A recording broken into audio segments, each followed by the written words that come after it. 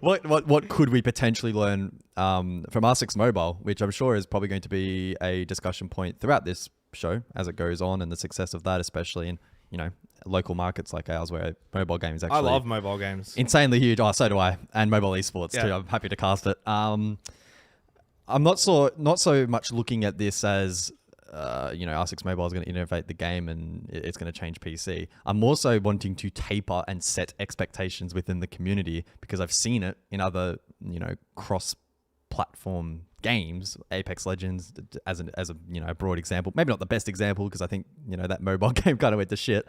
But what we often see in these games, like at R6 Mobile, for instance, is going to be different variants of maps, different looks on operators, different gadgets, even different game design intentions, which are specifically designed for the mobile platform and the mobile market. So I'm just hoping we don't get to a point where we start seeing all these posts on Reddit and people are like, R6 Mobile got this really cool skin, we must add this to PC immediately. It's like, bro, that's not how that shit works, and it's probably designed for mobile gamers, not for PC gamers. Yeah, no, I agree with you wholeheartedly.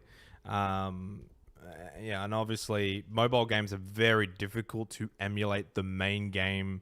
I think in pretty much almost every game title that I've seen that has kind of started as like PC or console or whatever, and then it takes its own direction over time. Yeah, and a lot of them actually end up with completely different names. And what is League of Legends Wild Rift or whatever that they've got called? Yeah, something like that. So I'm hoping that R6 Mobile will be successful.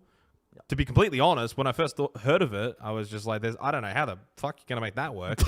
It's fucking Rainbow Six on mobile. To be fair, and I'm not, this is not the podcast to be shilling Ubisoft or whatever, but the mobile gameplay that I have seen recently actually looks pretty freaking good. Like, I think it looks good. There's variations in the way the operators look. Even the maps fundamentally have changes as well. So the game is not a direct clone. I think it's going to be great in its own right. It can perform well. Again, just bouncing back to the point, I just don't necessarily think it needs to be influenced or influence the main game.